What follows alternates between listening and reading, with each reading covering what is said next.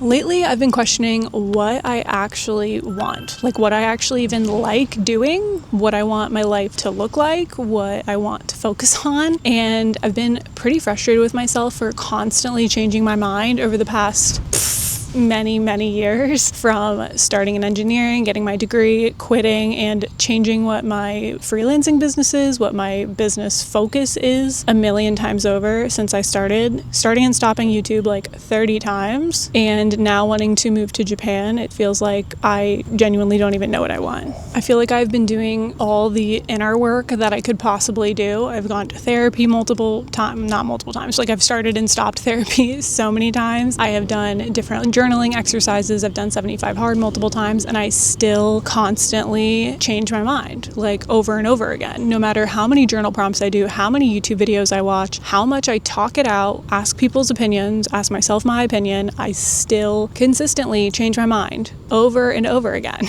And I'm starting to just not care and learn to accept that part of myself, as well as get more clear and understanding more which of these opinions or things I want to do are things that I actually want to do versus things that I feel like I should do because society told me I should, or family told me I should, or friends told me I should, or social media told me I should, or whatever, and instead actually been able to listen to me. But even with all the inner work and trying to figure that out, I still just don't know. But I'm starting to feel like maybe that's just okay. Also, there's an ant crawling on my camera right now. Any second, it's going to crawl over the camera lens, and that'll be great. Oh, nope, it changed its mind. Anyone want to let me know why I chose to sit in like a bed of 30 fire ants to film this video? Just wondering, because I have no clue why.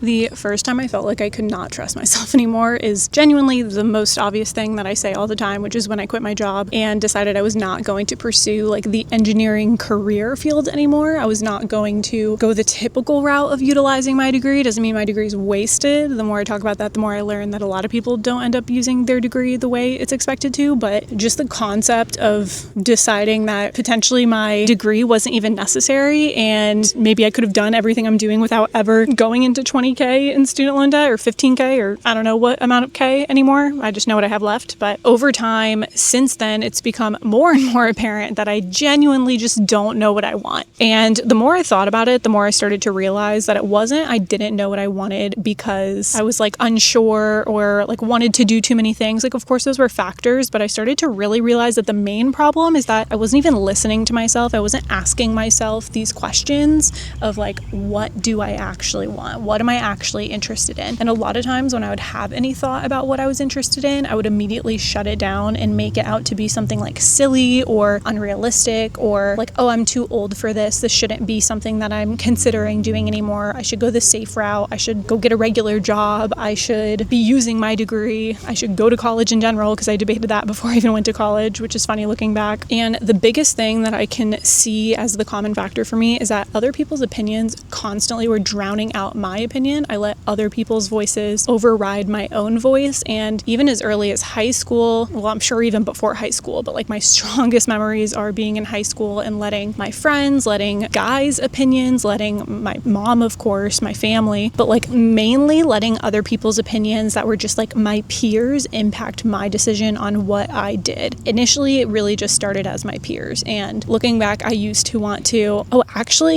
let's go back even further. I remember back in literally 6th grade, I was in pre-algebra, I think, in 6th grade. And my math teacher asked me, like, what did I want to be when I grow up? And I was like, I want to be a chef. I love cooking and baking, which I still to this day, which is funny. And he was like, no, you're way too smart to be a chef. Which, like, why? I'm still looking back, I'm like, why? What, the chef can't be smart? Like, I don't get it. But told me I'm way too smart to be a chef, and that if I was going to be a chef, I had to be a chef on the moon, and I needed to be an astronaut chef, because just a chef was just not enough, and I would be wasting my skills and my brain if I was to just be a chef. And those type of thoughts continued to impact my decision making on what I wanted to do. I went from wanting to be a chef to wanting to be a psychologist. I went from wanting to be a psychologist to wanting to do political science. And when I wanted to do political science, I was told by my boyfriend at the time that, oh, poli-sci is not going to make you any money. It's a wasted degree. And his dad had gone into poli-sci and then was a teacher because I don't know if that's like the only job he could get, or he changed his mind on what he wanted to do. Like, I have no idea, but he was convinced, probably from something his dad said, that going into poli-sci was wasting a degree. Like, I wasn't going to use it. So I again let that impact me and decided I needed to do some type of engineering. So I went into engineering, and it was very obvious when I went into engineering that I didn't want to be in it because I switched engineering types 3 times total, I think. And it wasn't until I literally finished the degree, got the job, that I was like, what am I doing? I literally don't want to do this. I never wanted to do this. I actually started being in the internship where I was like, this is what I went to school for. Like, this is absolutely miserable. Like, I don't want this. And that's when I noticed I had been ignoring myself for my entire life, basically, and letting my initial instinct and what I wanted to do like disappear immediately as soon as somebody else gave me their opinion. So a new exercise I've been trying to do to practice just listening to myself more and being more comfortable with my opinions is literally saying my opinions, no matter how ridiculous they sound. And not even my opinions, but like my goals, things I want to do, like saying them to everybody, even if they sound so silly. Like, I'll give you an example. So I do aerial silks, which is like the circusy type stuff. And when I went to Korea and Japan last year, which was like my first time ever leaving the country, I decided to try to take an aerial silks class in Korea. I didn't really have time to do it in Japan. So I took one in Korea, and through all my research of trying to find studios where I could take a class, I started to realize that a lot of studios did not have, obviously, English-speaking instructors, but some studios were more international focused and did have English-speaking instructors, and they had classes that were taught in English, like purposely. And ever since I started silks, I realized pretty quickly, number one, that I loved it. It's something I always wanted to try and kept putting off for years, again, because I thought like, oh, it's silly. Why would I try this now? I'm too old to do this now.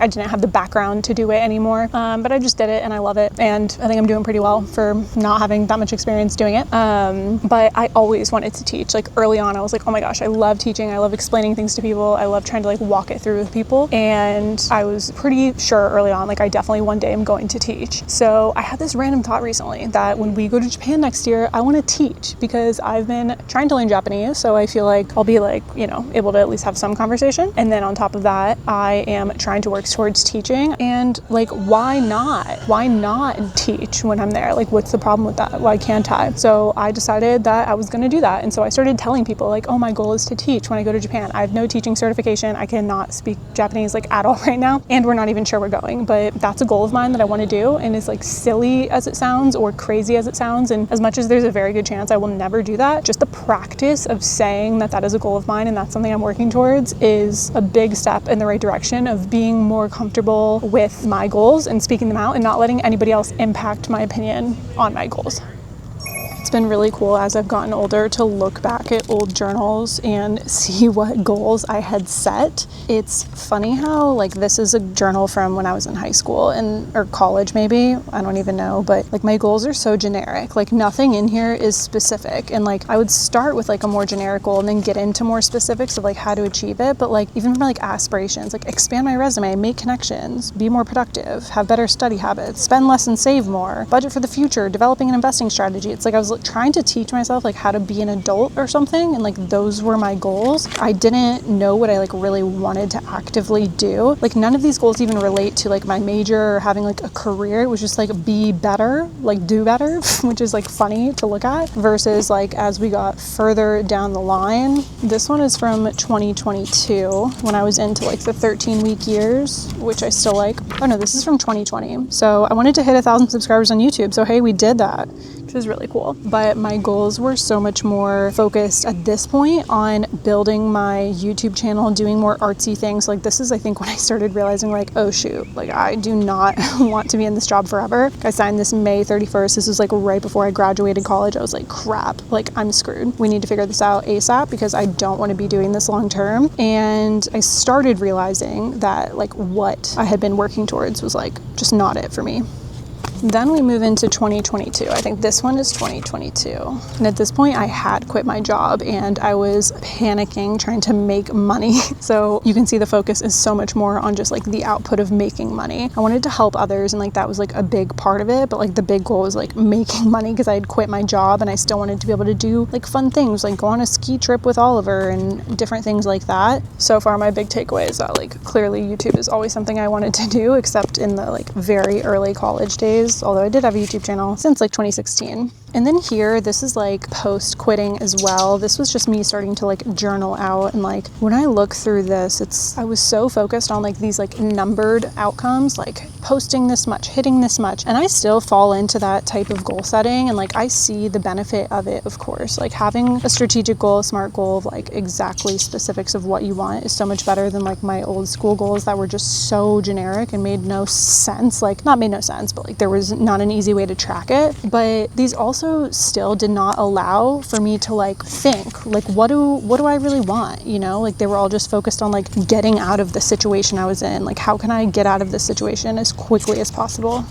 So as much as it helps to like talk out with people and like state things you want and write out your goals and like get more strategic, I think what helps more than anything is just creating space for you to actually think about these things. That's another big one that I'm still struggling with all these things, like honestly, but making space is like very hard. I'm someone who like constantly wants to fill time and fill space and like thoughts as well. I love to play something on in the background. I love to scroll YouTube. I love to do research or like talk to ChatGPT to like try to think about things. But the reality is every time I'm doing that, I am like forcing a specific outcome. I'm not allowing just like free thought and exploration. And it's always when I allow free thought and exploration that I come up with like these fun, cool goals that, yeah, maybe I'll never do, but if I do it, that'd be pretty freaking cool. I think you're pretty cool. So I am challenging you and challenging myself to create more space, create more room, create more silence in your life to allow some of those thoughts to come up and just allow your next step to find you instead of you constantly trying to find your next step. Because I found the more I just allow things to happen on their own instead of me trying to force that next step, to force whatever I want to come next, that's when I've had the biggest growth in my life and also been the happiest in my life too.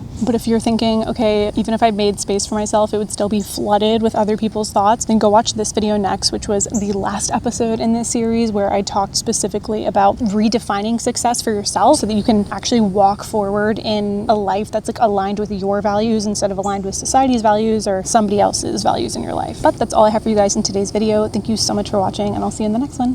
Bye. I'm so not an outdoorsy person.